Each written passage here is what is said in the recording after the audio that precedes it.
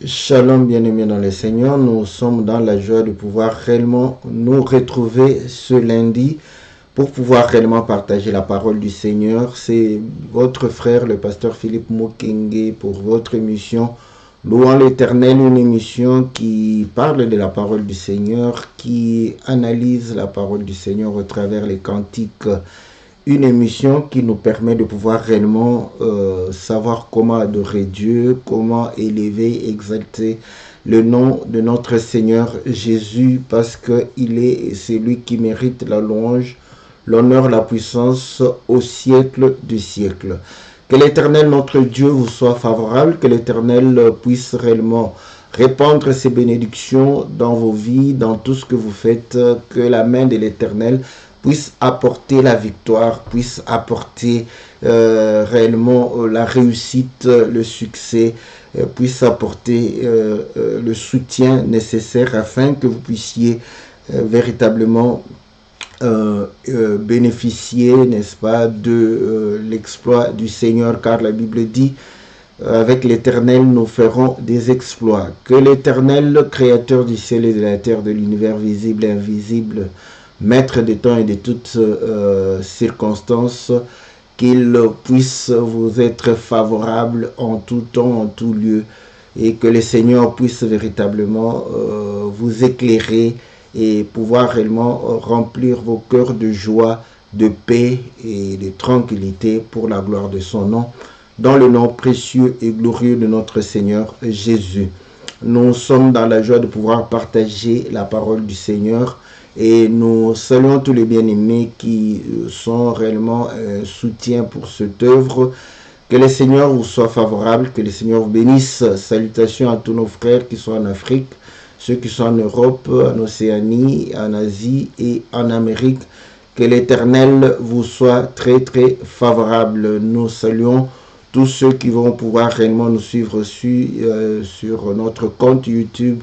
Que le Seigneur puisse vous bénir et nous invitons tous ceux qui pourront pour la première fois suivre une des émissions ou une des prédications, de ne pas hésiter de pouvoir vous abonner dans notre chaîne YouTube afin de pouvoir suivre les différents thèmes que nous abordons et les différents points que nous traitons pour pouvoir réellement avoir aussi à être édifié, n'est-ce pas, par le Seigneur notre Dieu. Et aujourd'hui, nous avons intitulé où est la vraie Église ou la vraie Église. Donc, ceci, comme vous le savez, nous tirons notre sujet du cantique. Cela vient du cantique, je crois aussi, le cantique est où est la vraie Église. Donc, de notre bien-aimé, le docteur Jason Walanganda, donc que nous saluons parce que c'est un bien-aimé qui nous édifie par les cantiques. Que le Seigneur puisse réellement le bénir et pouvoir le soutenir dans son ministère de chantre. Et nous savons que il est aussi prédicateur, mais qu'il est une bénédiction aussi pour plusieurs dans le cantique. Que le Seigneur puisse réellement le bénir et bénir tous ceux qui l'accompagnent dans ce service. Voilà, bien-aimés dans le Seigneur, la question est posée, où est la vraie Église? Et nous allons essayer de pouvoir répondre à cette question par la grâce du Seigneur, donc avec ce que le Seigneur nous a donné. Et nous osons croire que cela pourra aider tout un chacun de nous. Sans plus tarder, comme vous le savez, nous allons pouvoir suivre le cantique où est l'Église, où est la vraie Église. Et après cela, nous allons revenir dans notre studio virtuel pour pouvoir réellement partager la parole du Seigneur. Voilà, bien-aimés dans le Seigneur, que le Seigneur vous soit favorable, que le Seigneur vous bénisse. Nous allons pouvoir suivre le cantique et après quoi nous allons revenir dans notre studio virtuel. Que Dieu vous bénisse.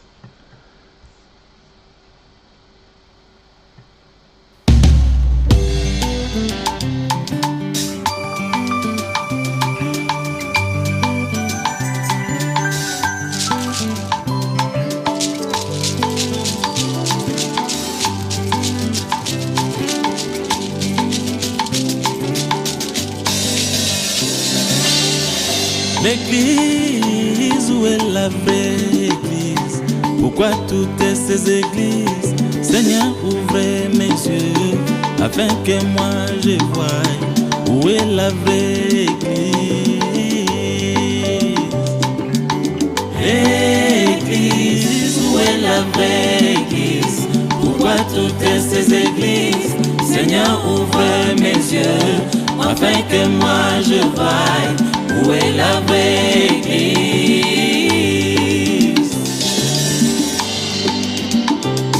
Je vis la femme prêcher et prendre l'autorité, toujours dans ces églises, alors qu'en Éden, quand Ève a parlé, c'était donc la mort qui entra dans la race humaine. L'église, où est la vraie église? Pourquoi toutes ces églises?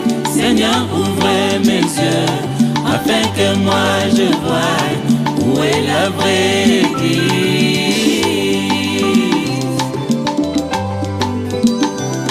Je vis des églises qui n'ont que trois messages: la prospérité, la foi et l'onction, mais pas la vraie doctrine, ni même des révélations, non plus la connaissance, alors qu'il est écrit que la parole de Christ habite abondamment parmi vous les saints. Et moi je me demande à quoi servent ces églises. L'église, où est la vraie église? Pourquoi toutes ces églises? Seigneur, ouvre mes yeux afin que moi je voie où est la vraie église. L'organisation est devenue très mondaine, toujours dans ces églises. On voit des archbishops, on voit des généraux et bientôt des archipapes, alors qu'au temps des apôtres, cela n'a jamais été. Et si vous leur demandez, ils vous disaient ainsi que c'est l'évolution. Mais moi ce que je sais, c'est des paroles de Christ, n'a pas besoin d'évolution. Elle est toujours la même, elle ne change pas, elle est toujours parfaite.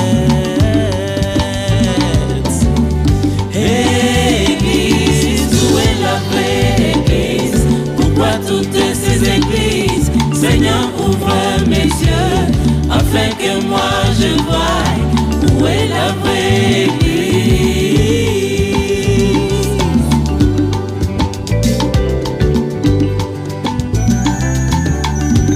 Qu'est-ce qui peut m'attirer dans l'église? Ce n'est pas le miracle, ni les richesses, non plus l'apparence. Ce qui m'attire, c'est le vin nouveau. Les miracles, c'est bien, mais pour nous, il n'y a pas de miracle sans la parole. C'est ça le vin nouveau, le miracle accompagne la parole. Les gens cherchent l'onction, l'esprit de Dieu, mais pas dans les fous, ni des impressions, non plus quand les gens tombent, mais l'esprit est dans l'évangile. L'esprit est dans l'évangile de Dieu. Et Élie voulait voir mon Dieu, n'était pas dans les vents, ni dans les tremblements, non plus dans le feu, mais mon Dieu fit dans la douceur.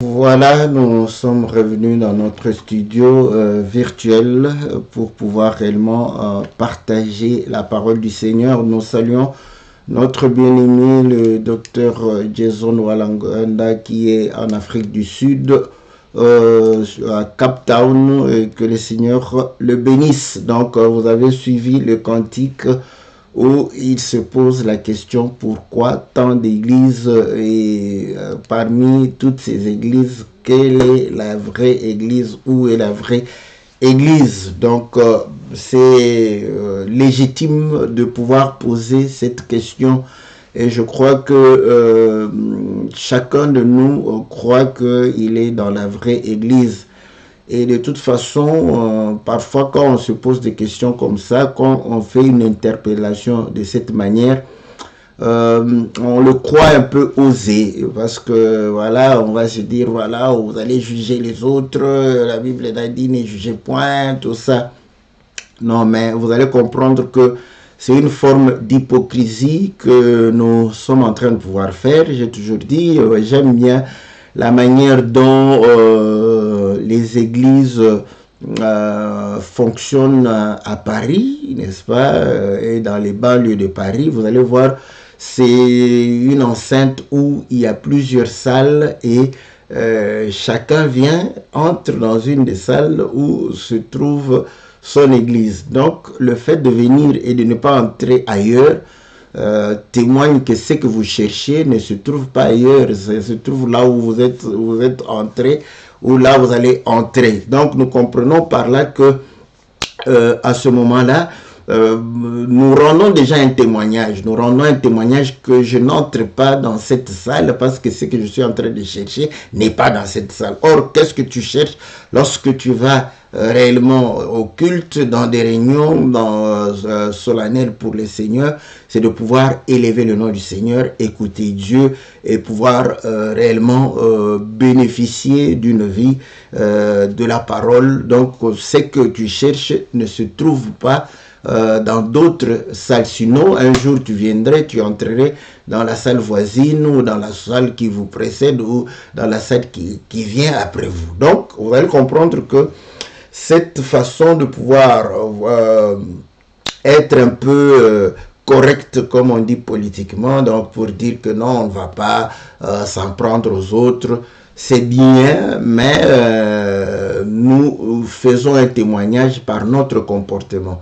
Donc vous allez comprendre que si nous avons plusieurs églises, chacun va entrer, n'est-ce pas, dans l'église où il estime aller communier avec Dieu. Donc dans l'autre église, que vous le vouliez ou non, c'est-à-dire que vous n'allez pas peut-être communier avec Dieu. Ou quelqu'un d'autre va dire, je ne serai pas allé.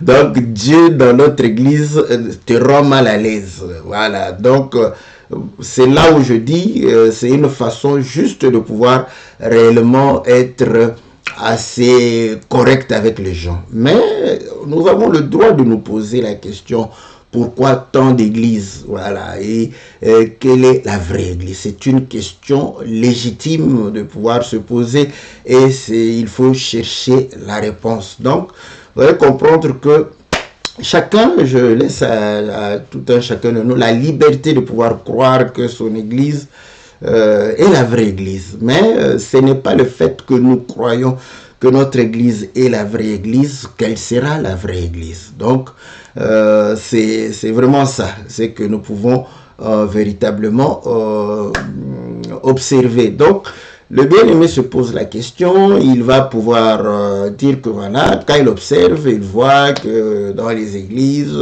les femmes enseignent, les femmes voilà, prennent de l'autorité, et ce n'était pas le cas. Bon, quelqu'un va me dire, oh non, ça vous critiquez, vous voyez, vous n'avez pas lu Déborah, vous n'avez pas lu Anna, vous n'avez pas lu, vous n'avez pas lu, vous n'avez pas lu. Voilà.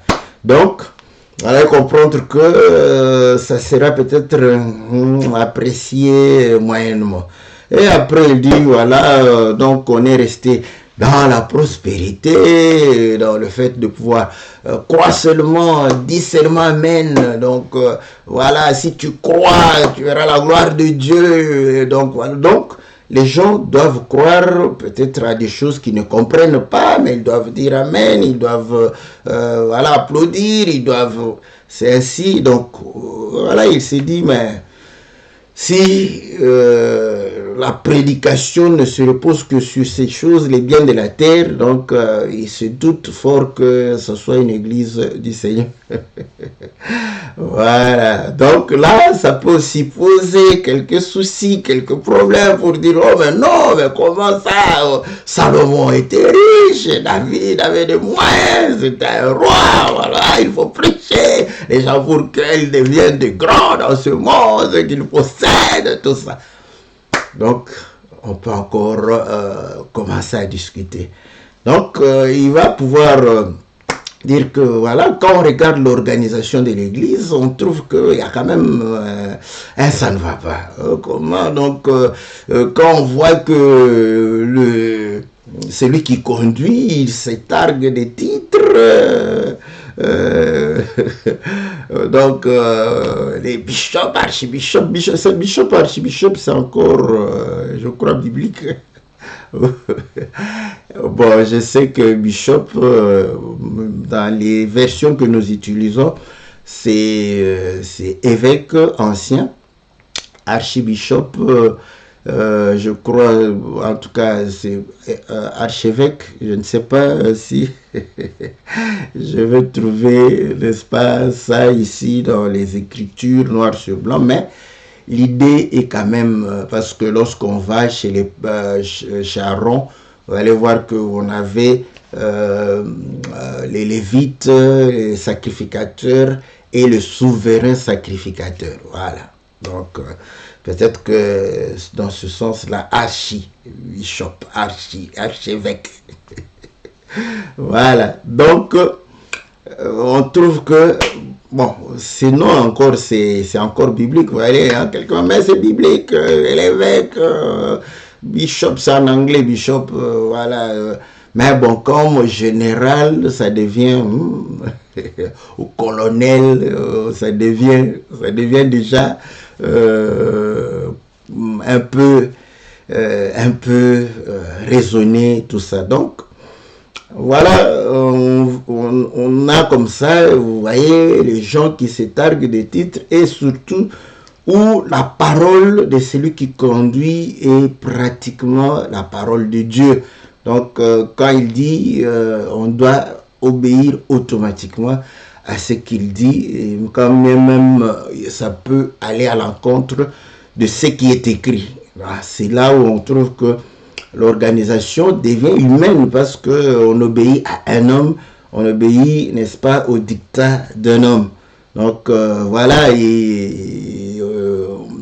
c'est que les gens sont attirés par l'argent, ils sont attirés par, n'est-ce pas, les miracles, ils sont attirés par ce qui est sensationnel. Voilà un peu ce qu'il chante, qui est totalement discutable, parce que quelqu'un qui va l'écouter comme ça pourra dire, oh, ben, bon, il est un peu orgueilleux, un peu hautain, il a une autre opinion. Mais et pourtant, la question reste réellement valable. Nous avons tant d'églises, nous avons tant de confessions, nous avons donc là, la question devient, ok, si on avait la même confession, on avait la même foi, donc à ce moment-là, on ne pourrait pas s'inquiéter, parce que la Bible dit dans le livre d'Éphésiens, un seul Seigneur, une seule foi. Je suis dans Éphésiens chapitre 4. Au verset 4, il y a un seul corps, un seul esprit, comme aussi vous avez été appelés à une seule espérance par votre vocation. Il y a un seul Seigneur, une seule foi, un seul baptême, un seul Dieu et Père de tous, qui est au-dessus de tous et parmi tous et en tous. Voilà. Donc là, on s'est dit, or la foi, Romains chapitre 10, la foi vient de ce que l'on entend vient de la parole de Christ. Donc si nous écoutons le même Christ, nous devons avoir la même foi, parce que c'est là où il y a une seule foi. La foi vient de ce que l'on entend, vient de la parole de Christ. Donc la parole de Christ, pas la parole d'un homme. La parole du Seigneur. Donc nous comprenons que si nous écoutons les mêmes paroles, nous devons avoir la même foi. Donc nous devrons avoir, n'est-ce pas, la même confession. Mais cependant, ce n'est pas le cas. Ce n'est pas le cas et les gens vont dire, est-ce que nous avons le même Jésus? On va répondre, voilà aussi les Écritures démontrent qu'il n'y a qu'un seul Jésus. Donc, dans les livres de, je crois, Galates ou, non, dans le livre de Pierre, chapitre 11, voilà. 2 Pierre chapitre 11 verset 4. Car si quelqu'un vient vous prêcher un autre Jésus que celui que nous avons prêché, ou si vous avez reçu un autre esprit que celui que nous avons, vous avez reçu, et ou un autre évangile que celui que vous avez embrassé, vous le supportez fort bien. Voilà. Donc ici, il démontre que si quelqu'un d'autre vient vous présenter un autre Jésus, en vous présentant un autre Jésus, il va réellement vous communiquer un autre esprit, parce que nous allons comprendre que les paroles de Jésus sont esprit et vie. Voilà pourquoi il dit, c'est que Jésus est esprit. Et Jésus, c'est lui la bonne nouvelle. Voilà. Donc, nous comprenons que Jésus est la bonne nouvelle. Donc, si quelqu'un vient vous présenter un autre Jésus, donc vous voyez que c'est possible que vous puissiez écouter un autre Jésus. Ah, il faut se poser la question maintenant, est-ce que je suis dans le bon ou voilà. Nous tous, nous devons nous poser ces questions-là. Voilà pourquoi vous allez comprendre pourquoi moi, aujourd'hui, je vais faire aussi un peu mon témoignage. Pourquoi je suis tellement sûr. Moi, je suis sûr. Je suis trop sûr que je suis dans la bonne église. Je suis trop sûr. Donc, on va partager ce témoignage et pour savoir si... Qu'est-ce qui me rassure que je suis dans la bonne église? Ce sont des principes assez simples. Ce qui me rassure que je suis dans la bonne église, parce que ceux qui m'enseignent, ils me disent clairement que, vous voyez, nous vous enseignons la parole, mais nous-mêmes, nous sommes, voilà, potentiellement des menteurs. Ouais. Donc, pour dire que vous ne devez pas vous confier à nous en tant qu'hommes, mais vous devez vous confier à Christ, parce que lui est la vérité. Voilà. Donc, vous allez comprendre que quand quelqu'un te dit ça, en tout cas, comprends que il s'efface pour que le Seigneur puisse réellement être mis en évidence. Donc, quand quelqu'un aujourd'hui, c'est ça la base de ma foi. Donc, si je suis venu dans cet évangile, c'est parce que les hommes qui annonçaient cet évangile ont carrément reconnu que eux, ils ne sont rien, il faut les effacer pour pouvoir réellement mettre en évidence les seigneurs. Et je crois que aujourd'hui, ça devient de plus en plus difficile de pouvoir dire ça. Mais moi, je continue à le dire. Parce que je m'estime que je peux facilement être aussi visité par le diable pour pouvoir dire des choses qui ne soient pas conformes à la parole de Dieu. Et si jamais l'Esprit de Dieu est réellement avec nous, vous allez pouvoir réellement m'aider à pouvoir revenir dans le bon chemin. Voilà pourquoi vous allez voir que Paul n'était pas étonné que les disciples de Bérée puissent vérifier ses enseignements, ses prédications. Il n'était pas offusqué, qu'on puisse réellement vérifier si ce qu'il dit est vrai. Parce qu'il savait qu'il est un homme. D'ailleurs, c'est lui qui a dit ça dans le livre de Romains chapitre, je ne sais pas si c'est 5.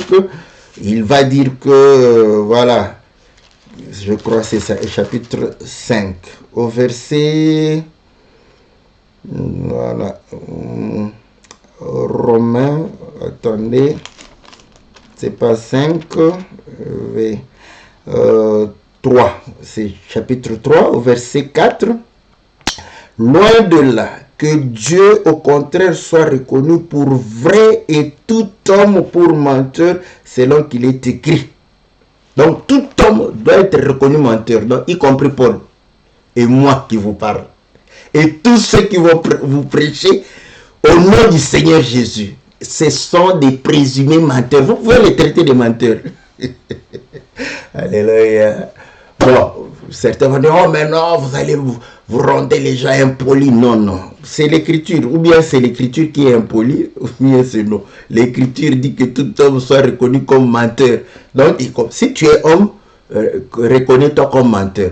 Oh, je sais. Wow, nous sommes des dieux. Ah, c'est bien. Alléluia. Si tu es Dieu, c'est que tu dois toujours dire la vérité. Voilà. Et la vérité, c'est Jésus. Parce que toi, tu ne t'es pas présenté. Quand on te dit présente-toi, tu ne dis pas je suis la vérité et la lumière. Jésus s'est présenté. Je suis la vérité et la vie. Je suis la lumière. Donc nous comprenons que lui, il n'a pas eu des doutes ou d'hésitation de se présenter comme étant la vérité. Donc il est la vérité. Donc nous reconnaissons que lui est la vérité. Mais nous, l'Écriture dit que nous sommes des menteurs. Voilà. Maintenant, nous, en tant que menteurs de nature, Dieu nous a fait grâce de pouvoir parler. Maintenant, comme nous nous reconnaissons comme menteurs, quand vous allez nous juger, quand vous allez contrôler comme les disciples de Bérée, vous verrez que nous sommes fidèles à celui qui est vrai. Voilà. Donc, ça sont des signes, je vous dis des signes, là où les prédicateurs ne vous disent pas qu'ils sont faillibles, qu'ils peuvent, n'est-ce pas, dire des choses qui ne sont pas conformes à la parole de Dieu. Faites attention, je vous dis faites attention. Je ne cite aucun nom de l'église ici. Voilà, parce que nous tous, nous sommes jugés par la même parole.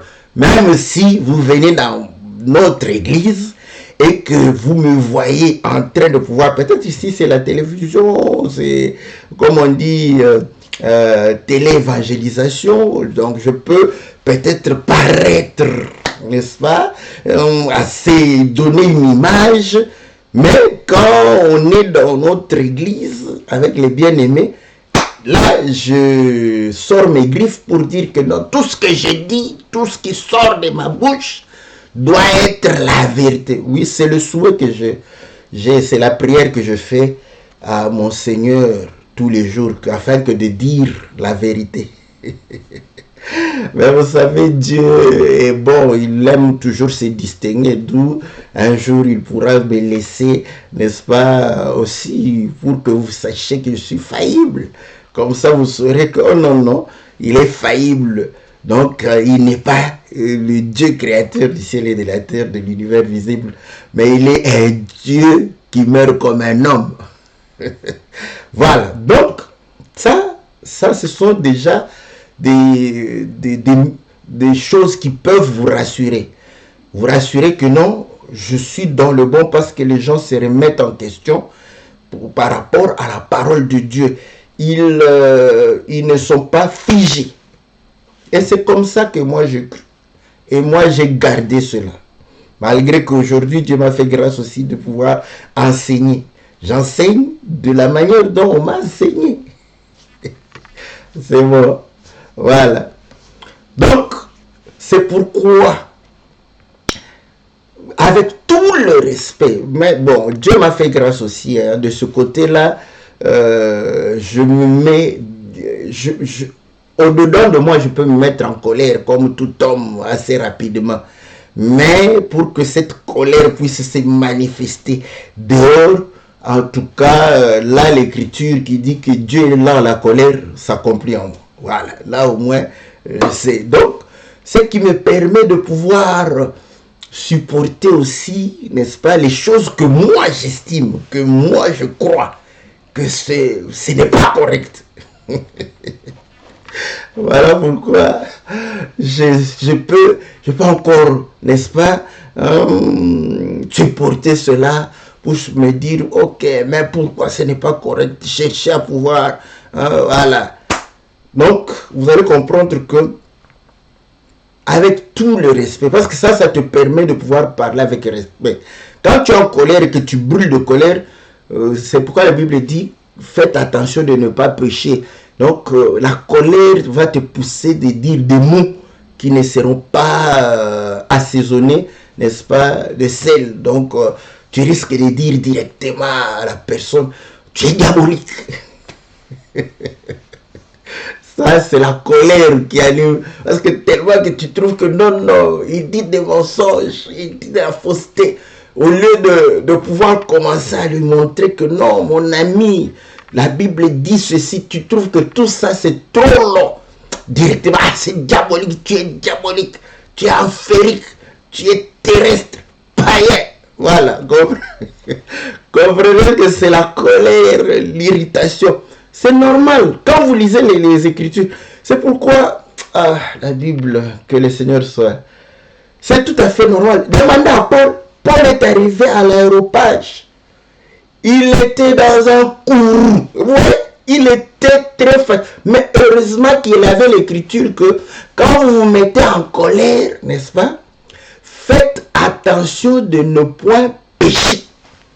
Ça, il avait l'Écriture. Il se disait, non, je ne peux pas pécher malgré que je suis en colère. Quand on lui a donné la parole, vous allez comprendre que tellement qu'il était là, au-dedans de lui, il était déjà fâché. Mais pour manifester cela, là, à la colère, miséricordieux. Voilà pourquoi il dit, oh, je vous trouve extrêmement religieux. Voilà. Donc, vous allez comprendre que ça me permet de pouvoir, avec assez de politesse, assez de formules, n'est-ce pas, assaisonnées, n'est-ce pas, de sel, pour dire à celui qui m'enseigne aussi que ce que vous dites, je ne suis pas d'accord avec ça. Mais de manière assez polie, de manière assez soumise, pour dire que non, je sais tout ce que je vais dire ici, c'est vous qui m'avez appris cela. C'est comme ça que je viens avec ce que vous m'avez appris pour pouvoir constater qu'il y a quand même un ça ne va pas ici. Donc ça c'est pour dire que l'autre l'a dit parce qu'il est en colère, il l'a dit directement, c'est diabolique. Quoi. Mon frère, lui, c'est comme ça, il est chaud. Donc il est comme Pierre avant que le Seigneur ne meure. Donc il a pris son couteau, il a coupé directement l'oreille, direct. C'est direct, il est comme ça, voilà. Mais nous disons la même chose, mais de manière différente. Pour dire que non, si je ne crois pas, c'est que je comprends que ce n'est pas de Dieu. D'où mon frère a donné donc le point final. Donc, il me dit que j'ai pris pour que vous ne puissiez pas réellement épouser cela. Voilà. Donc, c'est comme ça que nous faisons. Mais aujourd'hui, je suis un enseignant. Or, moi-même, je pose des questions où je m'oppose à ce qui m'ont enseigné. Mais Dieu m'a fait grâce. Ça, je le dis. Hein. Dieu m'a toujours fait grâce. Toujours, surtout quand je m'oppose comme ça. N'est-ce pas? Et là, je deviens encore, comme je sais déjà que nous sommes des lions. Je sais qu'il y aura un rugissement là-bas. Je me fais un agneau. Un agneau parce que Quand il y a 2 lions là, on ne va plus rien entendre. Ça sera des rugissements. Après, les gens qui seront en train d'écouter, mais ils disent qu'ils veulent se bagarrer. Qu'est-ce qu'il y a? Voyez, ce n'est pas édifiant. C'est comme ça que les choses... Mais là, je me fais un agneau. Pour continuer à toujours résister, tant que moi, je ne comprends pas résister.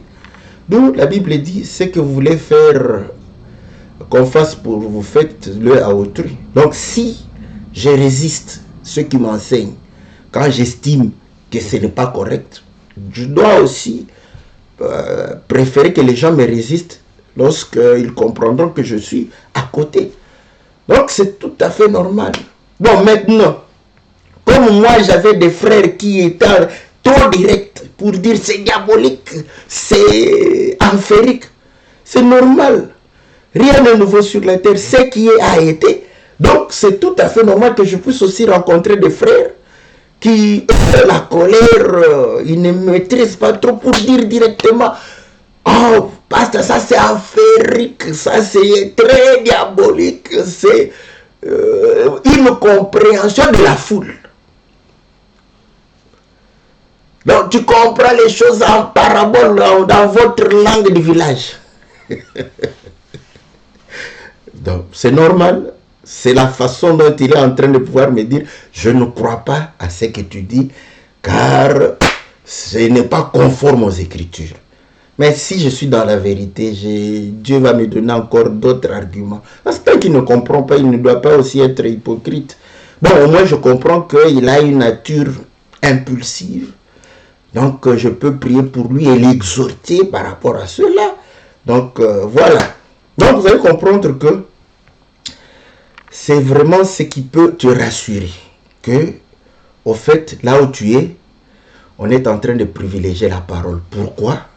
Parce que la question est, où est la vraie église? Maintenant, le Seigneur nous dit, mais parler de l'église, parler du Seigneur, parler... Paul dit dans 2 Corinthiens chapitre 3, 5 je crois, si nous avons connu Christ selon, maintenant nous ne le connaissons plus de cette manière. Donc c'est parler des choses spirituelles. Alors, comment comprendre les choses spirituelles, les choses de l'esprit, si nous ne comprenons pas le langage de Dieu par rapport aux choses que nous pouvons vivre au quotidien? C'est ce que le Seigneur a dit à Nicodème. Quand j'ai parlé des choses terrestres, si vous ne m'avez pas cru, comment croirez-vous quand je vous parlerai des choses célestes? Donc, nous comprenons que, ok, l'Église, c'est le corps de notre Seigneur Jésus. Il y a beaucoup d'écritures. Il est la tête, nous sommes le corps. Ok. Donc, la vraie Église, c'est le corps du Seigneur. Ce n'est pas en français que je le dis. Parce qu'en français, quand l'église c'est le corps du Christ, tu fermes comme ça. L'église c'est le corps mystique de... Là tu fermes les yeux. Le corps mystique de Jésus. Directement, tu te retrouves dans un corps comme ça. Non.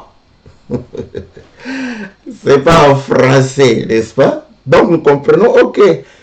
Donc la vraie église est le corps du Seigneur.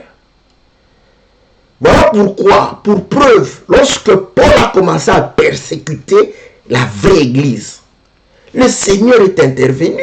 Il a dit, pourquoi me persécutes-tu? Voilà.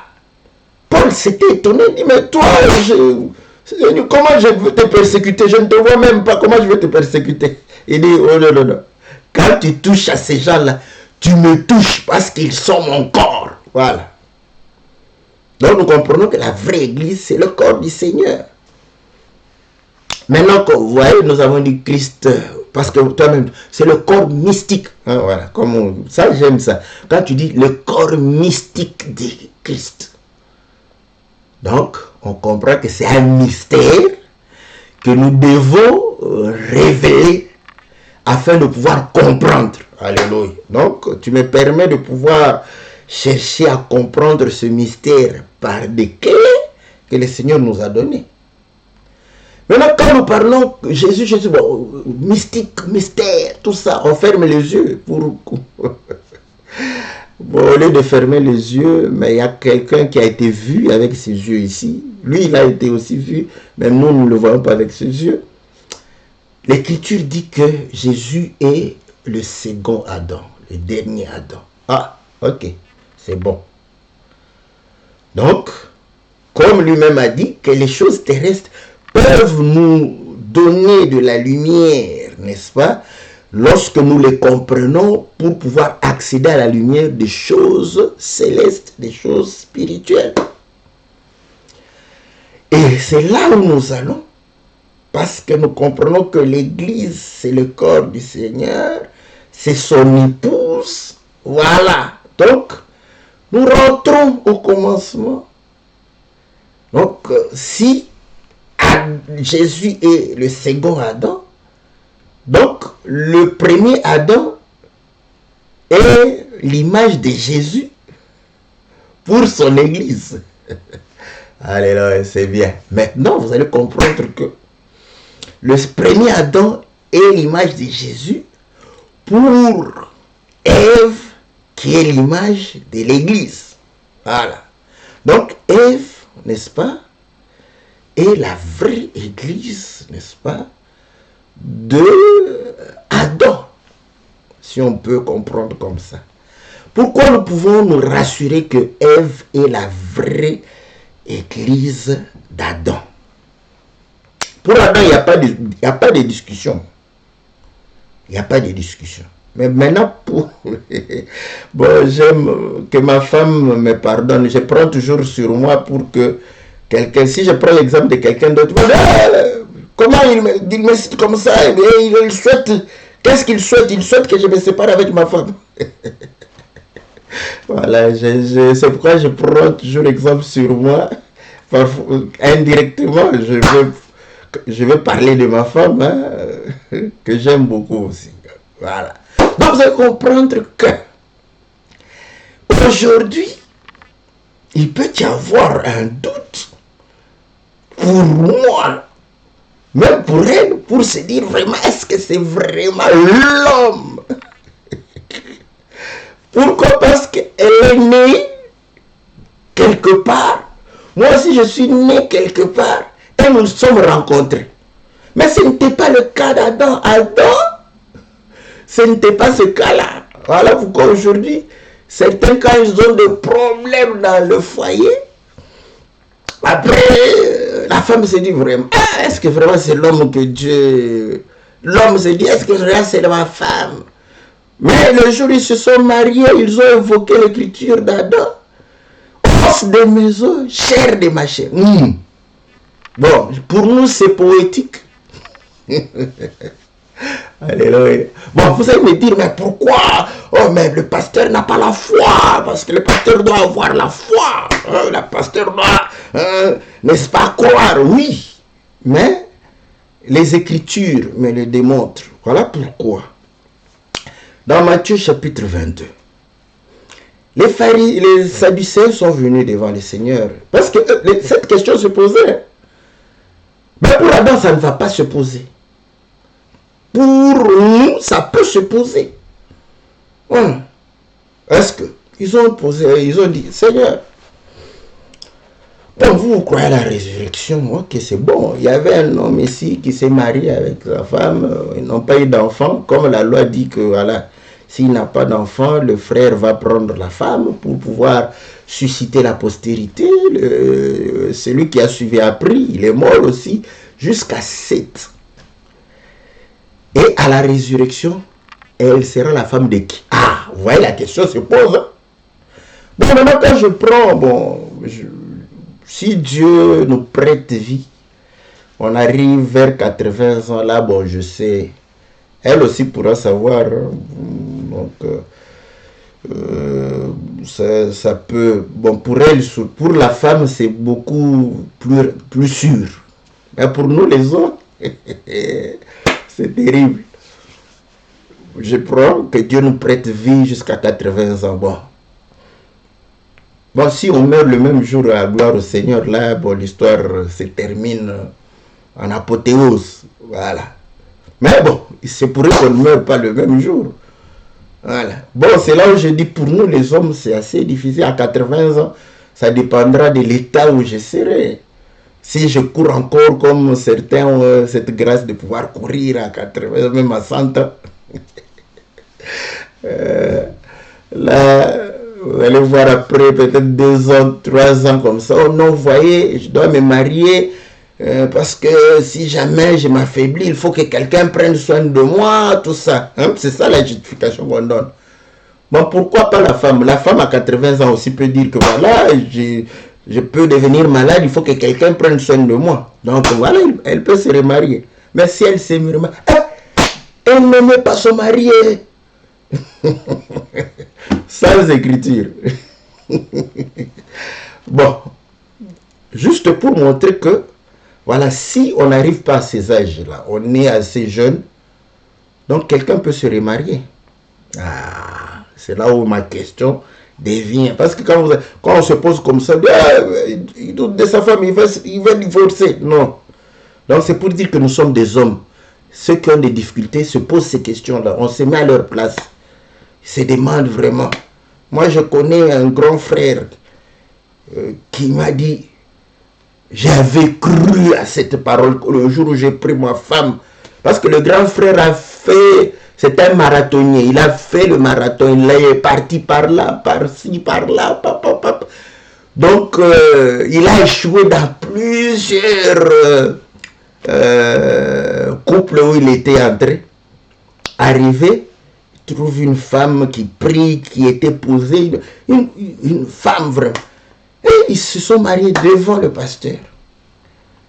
Mais après plusieurs années de mariage, la femme s'est dit, oh non, ça ne va plus. En tout cas, on doit se séparer. Le vieux, tellement il était mon petit, parce que je commençais à lui parler de la parole. Il dit, mais on m'a dit que c'était ma femme, la femme de os de mes os, chair de ma chair. Mais je ne comprends pas comment elle veut se séparer de moi. Donc, il faut se mettre à la place de ce genre. La question se pose, mais pas pour le Seigneur. Voilà pourquoi pour nous, la question se pose, c'est là où je dis, ok, quand les gens se posent ces questions, si on le ramène à Christ, c'est normal que le frère puisse se poser la question, où est la vraie église? Où est la vraie église? Parce que le Jésus qu'on me présente là, parce que c'est le vrai Jésus. Voilà. Donc, Adam, Ève, c'est pourquoi c'est sa femme. Hein? L'Écriture dit, on l'appellera femme parce qu'elle a été tirée de l'homme. Donc, Ève est la femme d'Adam. Là, je peux te dire, il faut dire Amen. Je voudrais voir quelqu'un dire Amen. Voilà. C'est Amen. C'est sa femme parce que Ève a été tirée d'Adam. Et Adam dit, os de mes os, chair de ma chair. Donc Adam commence par os de mes os, chair de ma chair. Donc la vraie femme, c'est l'os de l'homme. Et c'est sa chair. C'est ça la vraie femme. Ah, on revient. L'église, corps de Christ. C'est ça la vraie femme. Maintenant, vous allez comprendre que Adam parle d'abord des os, ensuite de la chair. C'est comme ça, une église commence par l'os. Voilà, maintenant. Maintenant, vous allez voir que si vous lisez, je crois que c'est Ézéchiel, je ne sais pas si c'est 33, 34, la vallée des ossements. Là, vous allez comprendre que le Seigneur dit, prophétise. Il a commencé à prophétiser. Mais sur les os, la chair est venue, les nerfs, et puis l'esprit est entré.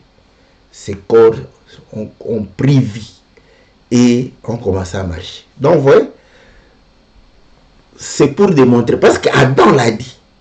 Il a commencé par os, chair.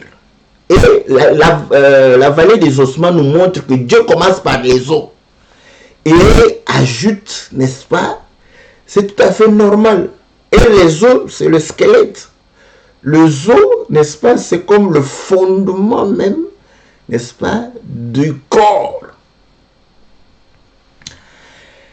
Et nous prenons dans le livre de Genèse, quand Joseph fait jurer à ses frères pour dire que oh, je sais que Dieu va vous visiter. Et lorsque Dieu vous visitera, ne laissez pas mes os. Il était vivant, il n'avait pas. Alléluia, j'aime ça. Il était vivant. Mais il dit, ne laissez pas mes os. Donc, qu'est-ce qu'il était en train de dire? Je vais mourir et ma chair va se détruire, mais mes os ne vont jamais se détruire. Vous allez prendre mes os et ramener avec vous. Or, quand vous lisez dans Genèse chapitre, je crois, 15, le Seigneur donne le temps pour dire 400 ans. Donc, 400 ans, c'est des siècles. C'est beaucoup, des siècles et des siècles. J'utilise ces expressions exprès. 400 ans pour 4 siècles. Je ne dis pas 4 siècles, je dis des siècles et des siècles. Allez, j'aime ça. Ouais. Donc, vous allez comprendre que il dit, je mourrai, ma chair sera détruite, mais mes os resteront des siècles et des siècles. Au siècle des siècles. J'aime ça, j'aime ça. Ouais. Donc, nous comprenons que il est en train de montrer que la chair sera détruite, mais mes os ne pourront jamais être détruites. Est-ce que ce langage-là, le Seigneur ne l'a-t-il pas vécu ou dit dans ce qui lui est arrivé? Ouais. On l'a pris, on a déchiré sa chair, on l'a crucifié sur la croix, sa chair s'est déchirée et le sang a coulé. Maintenant, quand ils ont attendu, ils se sont dit, oh la nuit vient, il y aura ça. Il faut les achever. Il faut briser les os. On arrive chez lui là, on regarde, oh, lui il est déjà mort. On ne va pas lui briser les os. Et le prophète dit, ceci est arrivé pour que l'écriture qui disait, ils ne pourront pas briser mes os. Donc nous comprenons que les os ne peuvent pas être détruites. Mais la chair pouvait être déchirée. Alléluia. Donc, Joseph nous dit clairement que la chair passera, mais les os ne passeront point. Non, non, non, jamais ne passera. La parole de Dieu jamais ne pas. Hein? Vous voyez? Parce que nous sommes en train de parler de l'église pour savoir la vraie église. Nous vous avons dit, il faudrait que ceux qui dirigent cette église puissent s'effacer au détriment du Seigneur Jésus. Tel que Jean. Jean a pris ses disciples, il l'a donné à Jésus. Si vous voyez un pasteur garder ses disciples pour lui, comprenez que vous êtes dans un mauvais endroit déjà. Mauvais endroit. Quel que soit le nom que l'église peut porter, c'est un mauvais endroit. Parce que quand il dit, ce sont mes brebis. Comprenez, ça sont des expressions qui témoignent réellement que vous êtes dans un mauvais endroit. Ce sont mes brebis. Ce sont mes disciples. Vous comprenez que ce langage-là, le langage-là n'est pas bon. Bon, vous savez, le faux utilise les Écritures. Hein? Le diable ne vient pas avec... il vient toujours avec les Écritures. Il y a des Écritures. Oh, mais l'Écriture dit, l'Écriture, oui, l'Écriture dit. Donc, ce que je suis en train de pouvoir dire, qu'on reconnaît la vraie Église, c'est la femme de Christ, c'est-à-dire celle qui est tirée de Christ. Tirée de Christ. Pas des hommes, tirée de Christ. Et là, l'os et la chair de Christ. Voilà. Or, nous avons compris que l'os ne passera jamais. Bon, ne vient pas au nom, mais quand on fait des recherches, bon, quand vous faites des recherches, vous retrouvez seulement le crâne. Oui, c'est normal. Mais bon, pourquoi vous avez retrouvé le crâne? Est-ce que vous avez retrouvé le ventre? Vous n'allez pas... Les intestins sont où? Vous les avez retrouvés? Ouais. Vous verrez que vous ne retrouverez pas les intestins, tout ça. Le foie, on ne retrouve pas ça. N'est-ce pas? Donc, on retrouve le crâne qui est un os. On a retrouvé la main, les os, n'est-ce pas, de la main. Donc, on peut retrouver les morceaux des os, mais ce sont des os. Voilà. Donc, ne venez pas avec... je suis en train de prendre l'idée que les os restent. La chair disparaît, peut disparaître, oui, mais les os, comme... Joseph était sûr que ma chair va disparaître, mes os vont rester. Bon, nous comprenons effectivement, ok.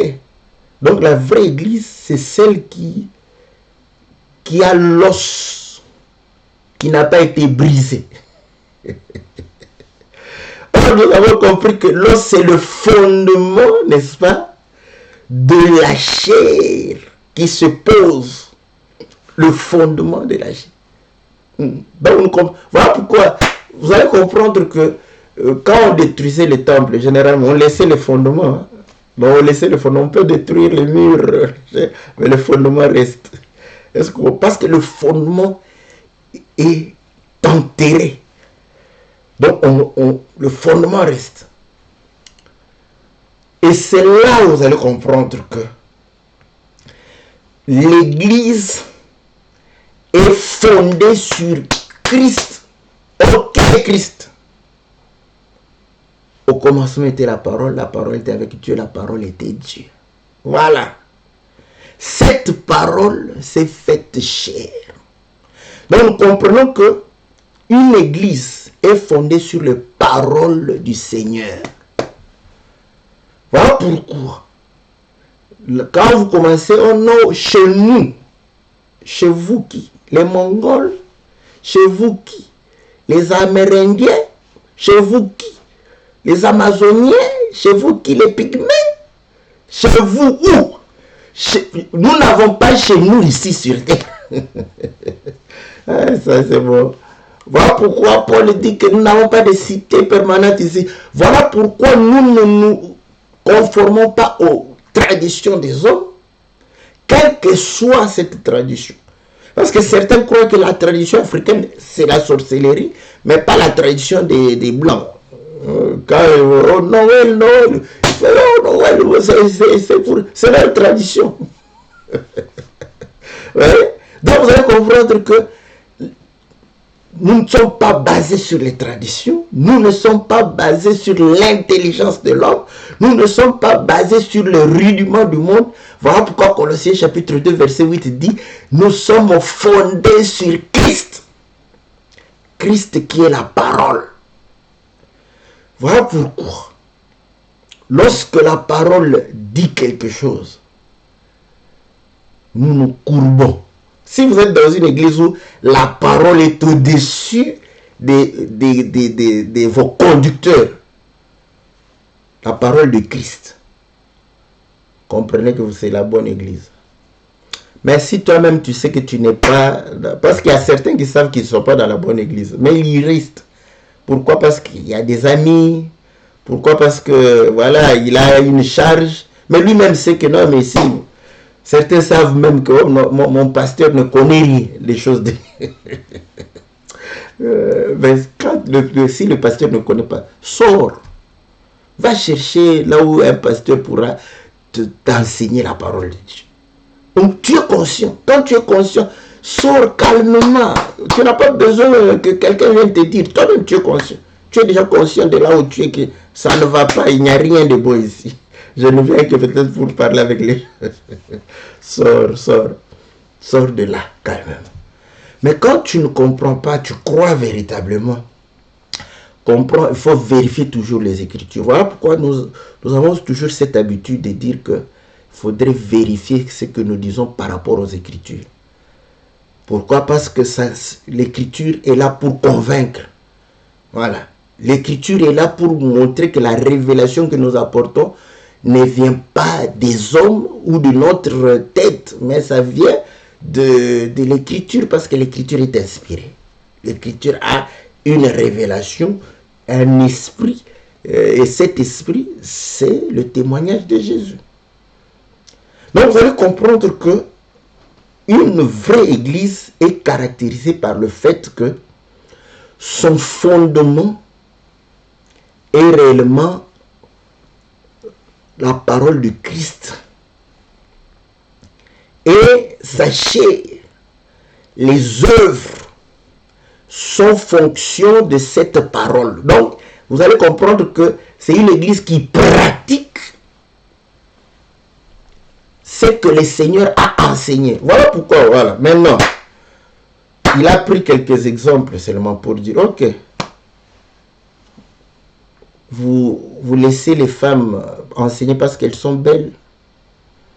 En général, regardez les femmes qui enseignent. Parmi les hommes, bon, je m'excuse, vous pouvez avoir un homme, parfois on se dit, ah, mais regardez les femmes qui enseignent. Regardez les femmes qui enseignent. Donc, comme si les femmes qui sont, ne peuvent pas avoir l'Esprit de Dieu pour... Donc, maintenant, on va vous poser la question tout bonnement. Et la justification est que non, on a interdit, Dieu a interdit sur base des coutumes des gens. Est-ce que vraiment c'est sérieux? Parce que quand ils prennent un Corinthien, oh, vous voyez, à Corinthe, les femmes étaient trop têtues, tout ça. Vous croyez que c'était seulement à Corinthe que les femmes étaient têtues ou les femmes voulaient prendre de l'autorité sur les hommes? Toutes les femmes sont les mêmes. Est-ce que c'est moi qui l'ai dit? Mais les hommes eux-mêmes disent que toutes les femmes sont les mêmes. Sauf les femmes des Corinthiens. Elles ne sont pas comme les autres femmes. Donc vous allez comprendre qu'ils justifient quelque chose sur base des traditions des hommes, sur base des rudiments du monde, sur base des mœurs de ce monde ici. Oh non, vous voyez, dans les temps anciens, les femmes ne parlaient pas, maintenant les femmes parlent. Oui, maintenant les femmes parlent. Il y a combien de divorces? Le pourcentage de divorces. Dans les temps anciens, calculez le pourcentage de divorces. Oui, allons-y dans les mœurs des gens, vous allez voir. On va, comme les gens disent, pièce contre pièce. On va exhiber pièce contre pièce. Ouais. On voyait maintenant la femme a étudié, tout ça. Oui, la femme a étudié, tout. Combien de femmes font maintenant le bonheur de leur mari? Combien? Ouais. Donc, on ne se base pas sur les traditions des hommes. On ne se base pas sur les mœurs des gens. On se base sur la parole. Une église qui se base sur la parole de Christ, c'est une église qui va progresser. Voilà pourquoi je vous ai dit, nous on a, bon, je n'aime pas venir exposer nos différends dans les réseaux sociaux, hein, mais s'il y a une église où il y a le débat est houleux, c'est la nôtre. Mais il y a eu des trucs qu'on a acceptés quand on avait cru, mais il y a eu la lumière, tout le monde s'est arrangé pour embrasser cela et aller. Bon, aujourd'hui, on a quelques petits soucis